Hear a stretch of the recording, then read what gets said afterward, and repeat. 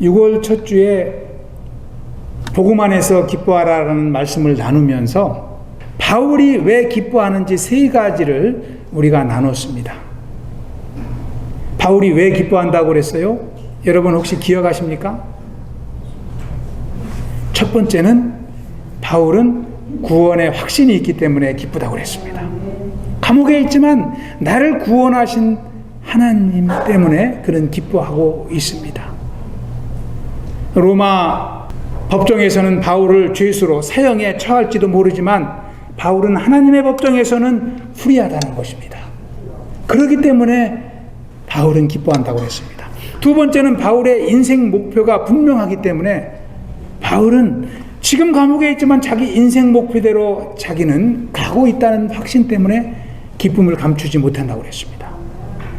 세 번째는 다른 영혼들을 돕는 섬김 때문에 바울은 기뻐한다고 했어요. 감옥에서 어떻게 빌립보 성도들을 섬겼습니까?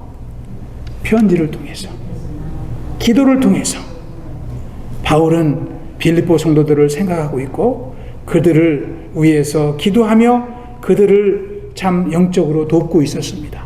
그것이 바울에게 기쁨을 준 것입니다. 여러분에게도 이런 기쁨이 있습니까? 구원받은 백성은 누구에게나 다 이런 기쁨이 있는 줄 믿습니다. 다른 영혼들을 돕고 다른 영혼들을 위해 기도하는 것이 저와 여러분의 기쁨이 되어야 될 줄로 믿습니다. 만약 그러한 것이 없다면 어떠한 기쁨 가운데 살아갑니까? 여러분, 주님이 주시는 기쁨이 아니라면 여러분은 무슨 기쁨으로 살아갑니까? 날마다 사람을 만나고 서로 교제하는 재미입니까? 일하는 재미에 여러분은 그 기쁨으로 살아갑니까? 매달 월급날 또박또박 나오는 월급이나 연금 때문에 기뻐하십니까? 그게 아니지 않습니까? 우리 주의 백성들은 하나님이 주시는 은혜와 평안 때문에 기뻐하는 줄 믿습니다. 이것이 바울이 감옥에서 기뻐하는 것입니다. 여러분, 마이클 잭슨 아시죠? 그가 노래할 때는 많은 사람들이 열광을 했습니다. 세계 사람들이 열광을 했습니다. 지금까지 마이클 잭슨 그 음반보다 더 많이 팔린 음반이 없을 정도입니다. 음반 판매량도 세계 1위고요. 인기도 세계 1위고 많은 사람들을 익사이링하게 만든 사람입니다. 그의 노래와 그의 춤은 많은 사람들을 매혹시키고 그에게 많은 재산을 안겨 주었지만 그에게 행복을 가져다 주지는 못했다고 그래요. 여러분, 이것이 참 문제입니다. 한 번은 그가 공연을 끝나고 무대 뒤에서 참 고민하고 흐느끼고 있었다고 해요. 그런데 무대를 청소하던 청소부가 그에게 왔습니다. 그리고 말했습니다. 마이클, 돈은 우리를 행복하게 하지 않아. 우리를 행복하게 하는 분은 예수님이야. 그런 말을 해줬다고 그래요. 그러니까 시간이 되면 한번 교회를 가서 주님을 만나봐. 그런 권면을 해줬다고 그래요. 이 청소부가. 그리고 청소부는 다시 청소하러 무대 위를 걸어갑니다. 마이클이 그 청소부의 뒷모습을 바라보는데 그렇게 행복해 보일 수가 없었다고 그래요. 여러분, 심리학자 에리 프롬은요, to have or to be, 소유냐 삶이냐. 그의 유명한 책에서 그는 뭐라고 말했는가 하니 기쁨이라는 것은요, 삶이 주는 최고의 선물이다, 그렇게 말했습니다. 이 기쁨이라는 것은 우리는 기쁨의 삶을 살아야 된다는 것입니다. 기쁨이 없으면 행복할 수 없습니다. 그런데 이 기쁨이 어디에서 올까요? 우리는 이 기쁨의 근원을 잘 알아야 됩니다. 이 마음의 기쁨, joy라는 것은요, pleasure. 이 위적인 쾌락과는 다릅니다. 위적인 쾌락은요, 위적인 즐거움은요, 일시적입니다. 잠깐 있다가 사라집니다. 그러나 마음의 기쁨과 평안은 지속적입니다. 이 쾌락이라는 것은요, 세상에서 오는 것입니다. 권력이나 명예나 돈이나 사람으로부터 받는 것이 이 쾌락입니다. 그런데 이 기쁨이라는 것은요, 세상에서 오지 않습니다. 하늘에서 내려오는 것입니다. 하나님으로부터 오는 것입니다. 그래서 우리가 기쁨을 얻을 때 마음의 평안을 누리고 삶의 안정을 찾고 행복을 누리는 것입니다. 여러분, 시편 34편 5절에 보면은요, 분명하게 말씀을 합니다. 우리 한번 천천히 합독합니다. 주님을 우러러 보아라. 네 얼굴에 기쁨이 넘치고 너는 수치를 당하지 아니할 것이다. 이 세번역 성경입니다. 주님을 바라보면 네 얼굴에 기쁨이 넘친다고 그랬어요. 근데 다른 성경에서는 네 얼굴이 광채가 날 것이다 그랬어요. 주님으로부터 광채가 임하는 줄 믿습니다. 기쁨이 임하는 줄 믿습니다. 우리 갈라디아서에도 보면은 성령의 9가지 열매를 말하는데 성령님이 주시는 선물 9가지 중에 두 번째가 뭐예요? 사랑과 희락, 기쁨입니다. 조이입니다. 이 기쁨이라는 것은 하나님이 주시는 것이 분명합니다. 사도 바울은 성도들에게 권면하기를 데살로니가전서 5장 16절에서 항상 기뻐하라 그랬습니다. Be joyful always. 그것이 우리 성도들에게 주시는 하나님의 음성인 줄 믿습니다. 오늘 말씀 4절에서도 바울은 말씀합니다. 주 안에서 항상 기뻐하라. 내가 다시 말하노니 기뻐하라. 하나님은 모든 인생들을 기쁨으로 인도하시는 분이신 줄 믿습니다. 그런데 하나님은 우리 모두에게 기쁨을 주시는데 우리 모두가 다 기쁨 가운데 살아가고 있을까요? 그렇지 못합니다. 기쁨을 경험하지 못하는 인생들이 이 지구상에는 더 많습니다. 날마다 고민하고 좌절하고 슬퍼하고 어려운 가운데 힘들어하는 영혼들이 더 많은 것입니다. 왜 그럴까요? 하나님은 기쁨을 주시지만 그 기쁨을 누리기 위해서는 우리가 준비를 해야 된다는 것이죠. 기쁨을 받을 만한 마음의 밭을 준비해야 되는 것입니다. 바울은 오늘 빌립보 성도들을 향하여 여러분들이 어떻게 기쁨의 밭을 준비할 수 있는지에 대해서 말씀합니다. 여러분이 오늘 말씀을 통해서 하나님 주시는 기쁨을 더욱더 충만히 누리는 인생이 되시길 축원합니다. 첫 번째, 우리의 마음밭을 준비하기 위해서 우리는 서로 사이좋게 지내야 됩니다. 우리 한번 해보겠습니다. 서로 사이좋게 지냅시다. 이것이요, 기쁨의 삶을 살아가는 비결이래요. 우리 2절을 다시 한번 읽어보겠습니다. 2절 말씀 시작. 내가 유오디아를 권하고 순두개를 권하노니 주 안에서 같은 마음을 품으라. 여기에 주 안에서 같은 마음을 품으라는 것이요, 이 쉬운 성경에서는 서로 사이좋게 지내라 이렇게 되어 있습니다.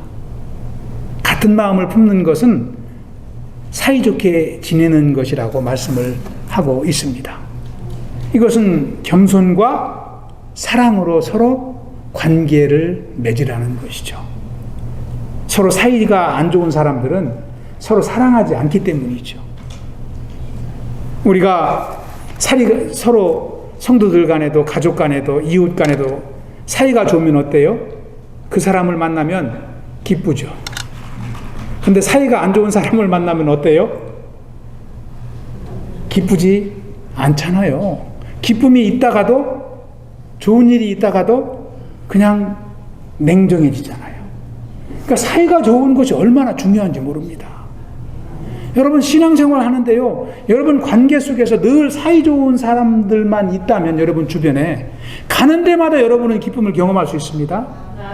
그런데 여러분이 가는 곳마다 사이가 안 좋은 사람들이 있다면 여러분이 가는 곳마다 얼굴 찌푸리고 살 수밖에 없죠.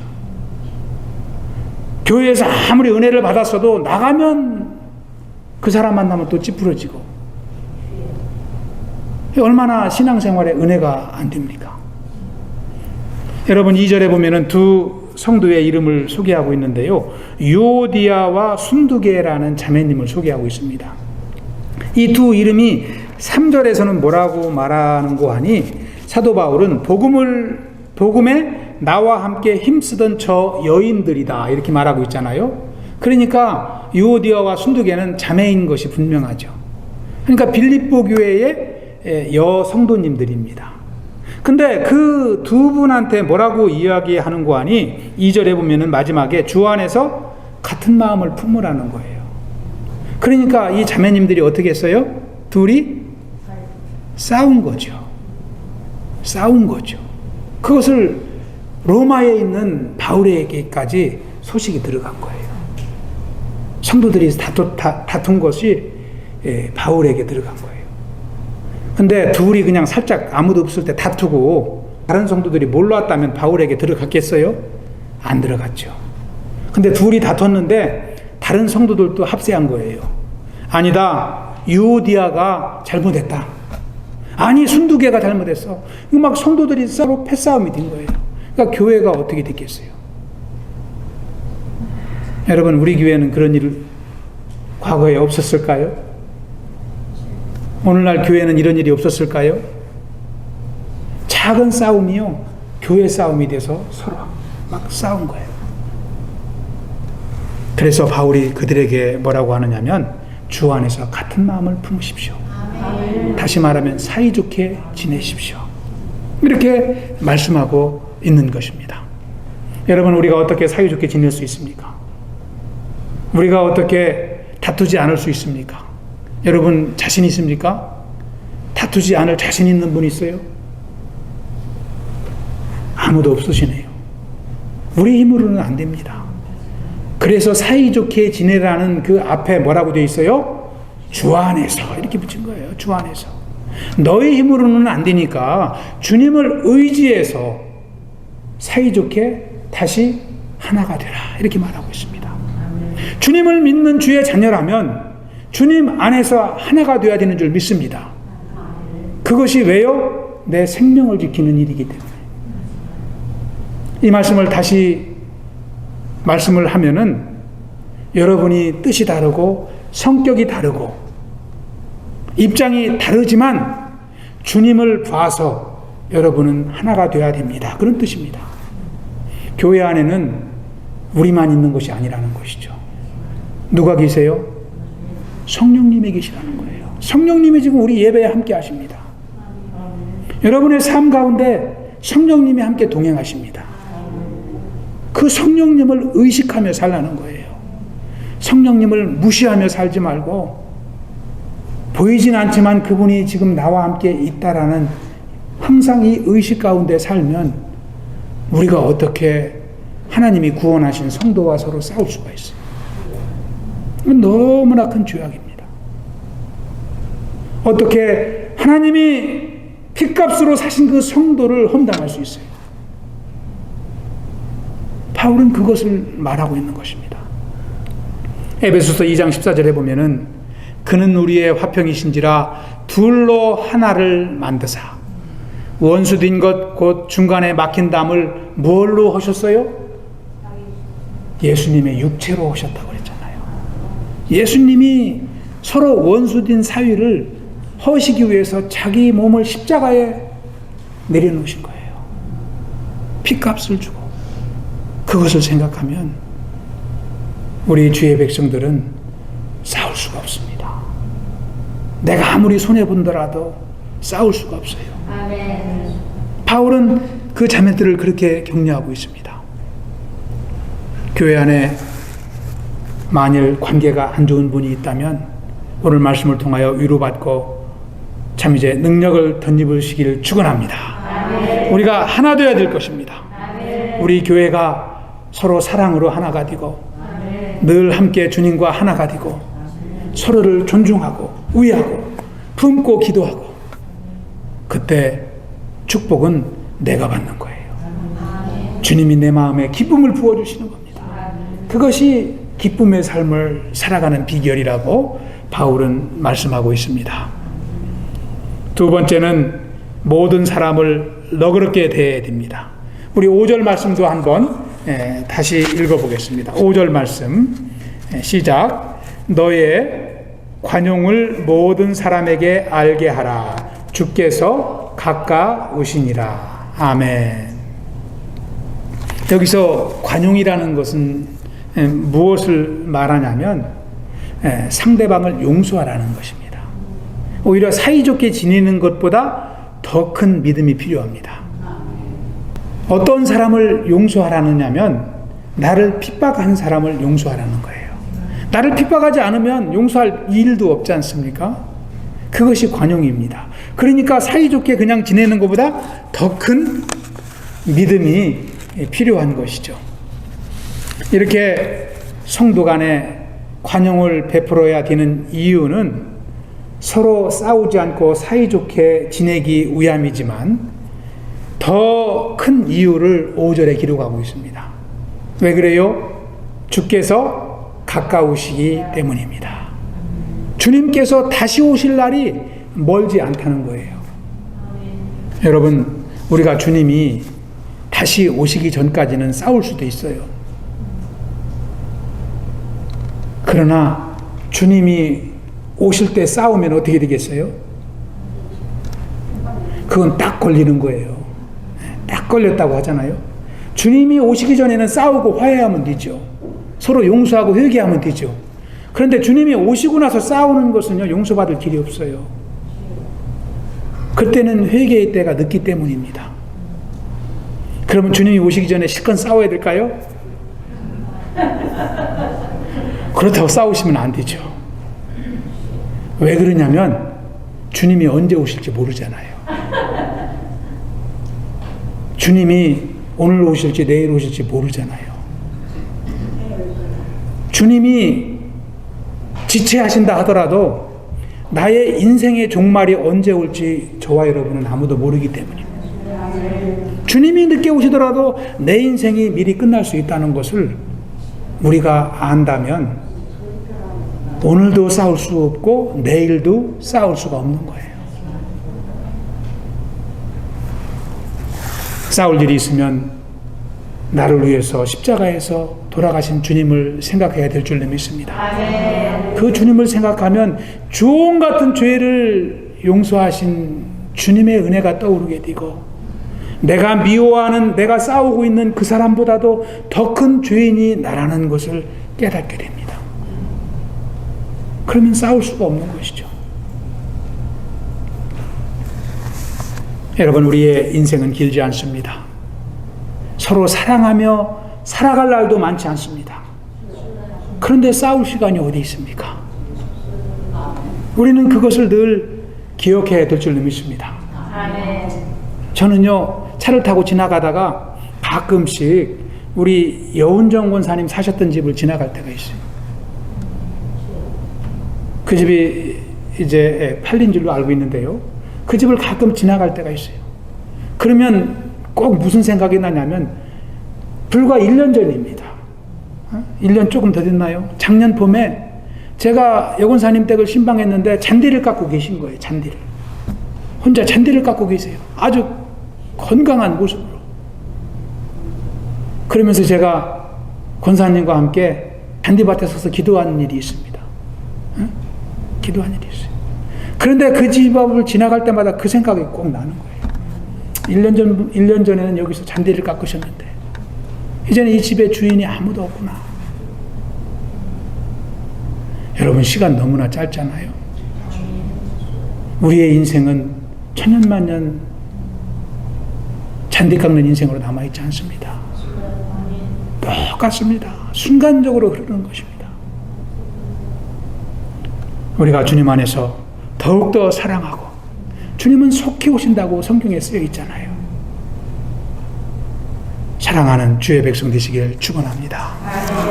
오늘 드리는 이 주일 예배가 저와 여러분의 인생의 마지막 예배라고 생각을 하시면 우리가 예배 후에 있을 일을 생각할 수 있습니까? 지금 주님께 내 마음이 어떻게 영광 올려드리고 나를 구원하신 주님께 어떻게 내가 감사의 고백을 하고 이 예배를 통해서 주신 하나님의 말씀을 내가 어떻게 마음에 담고 참 그런 예배를 드리지 않겠습니까? 우리는 늘 그러한 제수로 살아가야 됩니다. 왜요? 이 시간은 오늘날은 마지막 때이기 때문에 우리는 늘 그러한 자세로 항상 기쁨 잃지 않는 삶을 살아가야 될 줄로 믿습니다. 우리 고보교회가 더욱더 사랑하고 더욱더 남을 먼저 배려하고 기쁨 잃지 않는 교회로 성장할 수 있길 축원합니다. 마지막 세 번째는 기도하고 또 기도할 때에 우리가 기쁨을 잃지 않을 수 있습니다. 우리 6절 7절 말씀 너무나 유명한 말씀이죠. 우리 다시 한번 한 목소리로 한번 합독해 보겠습니다. 6절 7절 말씀 시작. 아무것도 염려하지 말고 다만 모든 일에 기도와 간구로 너희 구할 것을 감사함으로 하나님께 아뢰라. 그리하면 모든 지각에 뛰어난 하나님의 평강이 그리스도 예수 안에서 너희의 마음과 생각을 지키시리라. 아멘. 여러분, 이 말씀은요 완전하게 암기하시고 늘 기도 가운데 이 말씀을 주님 앞에 고백해야 됩니다. 우리 삶에 염려와 근심이 얼마나 일어납니까? 그 염려와 근심이 일어날 때는 염려할 때가 아니라 어떠한 시간인가요? 그렇습니다. 기도할 때라는 거예요. 기도와 간구로, 감사함으로 이렇게 했습니다. 이것은요 기도라는 단어를 3번이나 반복한 것과 똑같습니다. 기도라는 것은 prayer, 뒤에 있는 간구라는 것은 petition, 감사라는 것은 하나님께 드리는 감사의 기도를 말하는 거예요. 기도하고 또 기도하고 감사하고 그러면 하나님께서 우리의 마음을 염려와 근심에서 평안으로 바꿔주신다는 거예요. 아멘. 할렐루야. 아멘. 바울은 성도들에게 기도하라고 권면합니다. 여기 앞에 나오는 기도는요 하나님과의 교제를 말합니다. 기도는 하나님과의 교통입니다. prayer. 헬라어로는 프로슈케라고 기록이 되어 있는데요, 이것은 우리가 하나님과 대화하는 것입니다. 그리고 뒤에 나와 있는 간구는 데시스라고 하는 헬라어인데요, 나의 요구사항을, 나의 기도 제목을 하나님께 들어달라고 간청하는 것입니다. 그러면 우리는 뒤에 있는 간구만 할 것이 아니라 교제를 해야 돼요. 하나님의 음성을 듣고, 그래서 우리에게는 기도도 필요하고 간구도 필요하고 감사도 필요한 것입니다. 여러분, 세상을 살다 보면 염려들이 많이 있으시지 않습니까? 많이 있습니다. 살아있는 인생 중에 염려, 근심이 없는 사람은 아무도 없을 것입니다. 그런데요, 전에도 제가 언제 한번 말씀을 드린 기억이 있습니다만은, 염려라는 것을 자세히 구분을 해보니까 실제로 일어나지 않을 일을 염려하는 게 많대요. 괜히 걱정만 하는 거예요. 10가지 중에서 4가지는 일어나지 않는 일이래요. 40%. 그리고 또 그 중에 30%는 지나간 일을 염려한다는 거예요. 앞으로 일어날 일을 염려해야 되는데 이미 지나간 일을 괜히 걱정하고 있어요. 그게 걱정할 일이에요? 잊어버리면 끝나는 건데. 그러니까 사람이니까 자꾸 그것을 염려하는 것입니다. 그리고 또 22%는 일어나도 그렇게 내 인생에 큰 문제가 되지 않는, 중요하지 않은 일이라는 거예요. 그것이 22%가 된대요. 그리고 기타 이유가 4%가 있고, 그래서 96%의 우리의 염려는 안 해도 되는 거라는 거예요. 4%만이 진짜 우리가 기도하고 염려해야 될 것이 4%밖에 너무나 적습니다.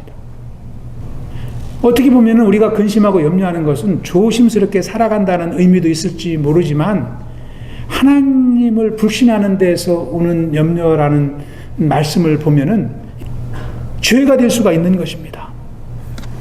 예수님은 분명하게 말씀하십니다. 마태복음 6장 25절에 보시면, 그러므로 내가 너희에게 이르노니 목숨을 위하여 무엇을 먹을까, 무엇을 마실까, 몸을 위하여 무엇을 입을까 염려하지 말라 말씀하십니다. 우리의 의식주를 통해서라도 아무것도 염려하지 말라는 것입니다. 염려할 시간에 주님을 의지하라 말씀을 합니다. 여러분, 우리가 염려하면은요, 기도의 생각이 사라져 버립니다. 그런데 그 시간에 기도하면 염려가 사라지는 줄 믿습니다.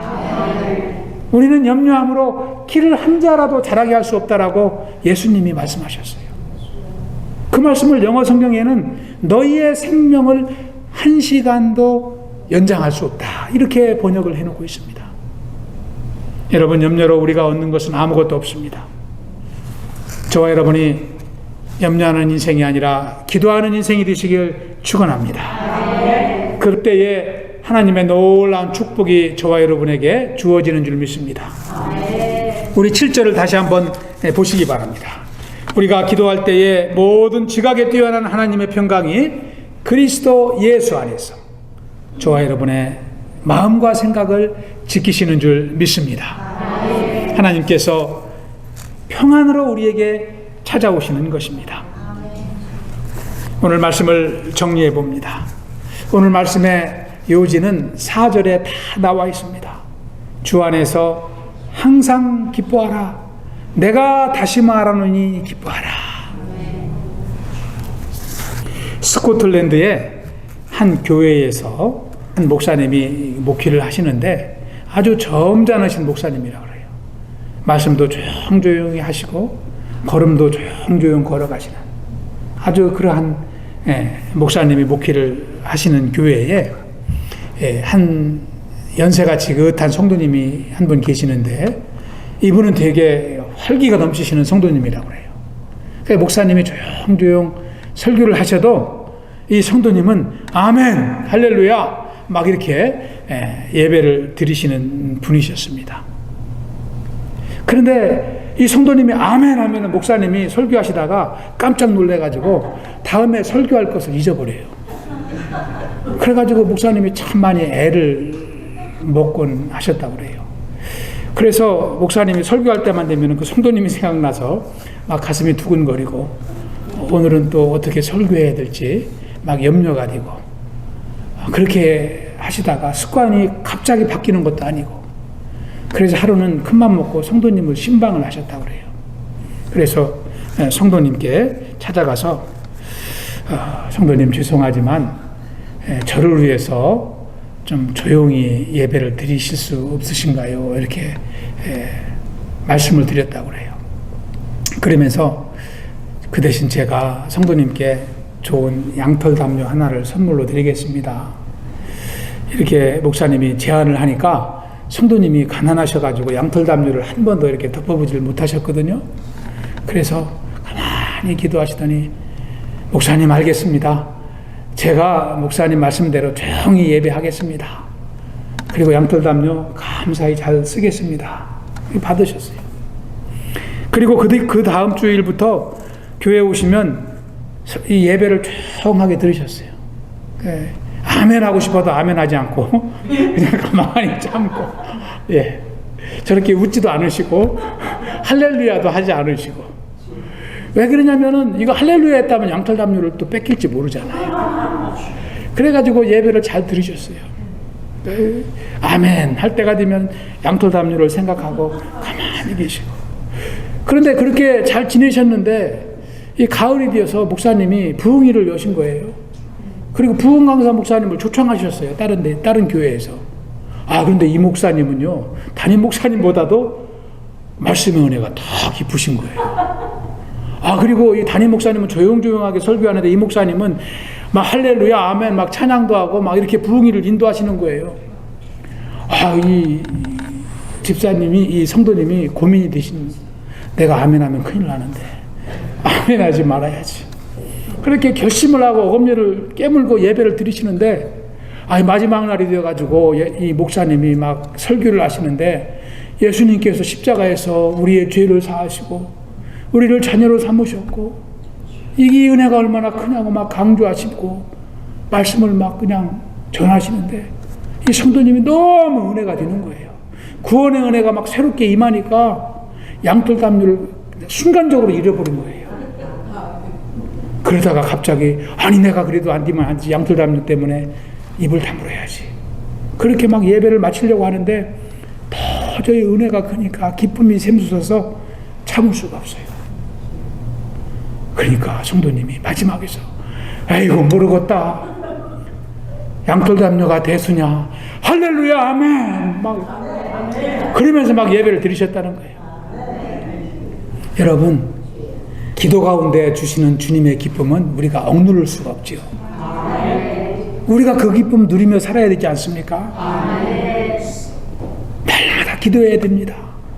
성격이 다르고 서로 우리의 환경이 틀려도 교회에서 성도님 얼굴 보면 아, 우리가 주님 안에 있지. 우리가 주님의 자녀지. 주님의 피값으로 우리가 살고 있지. 그 생각을 떠올리며 우리는 하나가 되어야 되는 줄 믿습니다. 우리 교회가 40살이 넘었습니다. 41살입니다. 이제는 성숙한 이 장년의 나이에 접어든 것입니다. 우리가 더욱더 하나 되고 기쁨으로 은혜로 주의 일을 섬기며 서로 사랑하고 참 이제 용서하는 교회로 쓰임받길 축원합니다.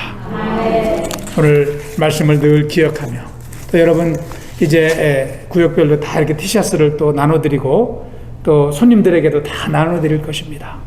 우리가 티셔츠를 통해서 빌립보서를 통해서 주신 하나님의 말씀을 기억하고 주 안에서 기뻐하라 이 말씀을 떠올릴 때마다 서로 사이좋게 지내라 이런 말씀으로 우리가 깨달아야 됩니다. 주 안에서 기뻐하라 이 말씀을 우리가 대할 때마다 서로 배려하며 살아라 이 말씀이 기억되어야 됩니다. 주 안에서 기뻐하라 이 말씀을 생각할 때마다 기도하고 또 기도하라 이 말씀으로 우리가 기억해야 됩니다. 이 세 가지를 기억할 때 저와 여러분이 참 이제 주님의 은혜 아래 승리하는 삶을 살게 되는 줄 믿습니다. 할렐루야. 우리 한번 인사하겠습니다. 주 안에서 기뻐하라. 기도하겠습니다. 아버지 하나님 감사합니다. 아버지 빌립보서 말씀을 통하여 우리 인생을 기쁨의 인생으로 인도하신 주님을 찬양합니다. 아버지 기뻐할 수 없었던 인생이었던 것을 고백합니다. 염려하며 근심하며 서로 다투며 분쟁하였던 인생인 것을 고백합니다. 그러나 예수님의 은혜로 참 우리가 하나 되게 하시고 또 기쁨을 누리는 인생으로 인도하신 줄 믿고 감사를 드립니다. 우리가 남은 인생 살면서 이제는 주님의 은혜를 누리며 또 주님의 평안을 누리며 소망 가운데 살아가는 주의 백성 되게 하여 주시옵소서. 하나님의 영광을 위하여 살아가는 주의 백성 되게 하여 주시옵소서. 주님께서 세워주신 이 교회를 축복하여 주시고 온 성도가 주 안에서 한 마음이 되게 하시고 서로 사이좋게 지내며 배려하며 또 기도를 통해서 하나님께 쓰임받는 복된 교회 되게 하여 주시옵소서. 감사하오며 예수님 이름으로 기도하옵나이다. 아멘.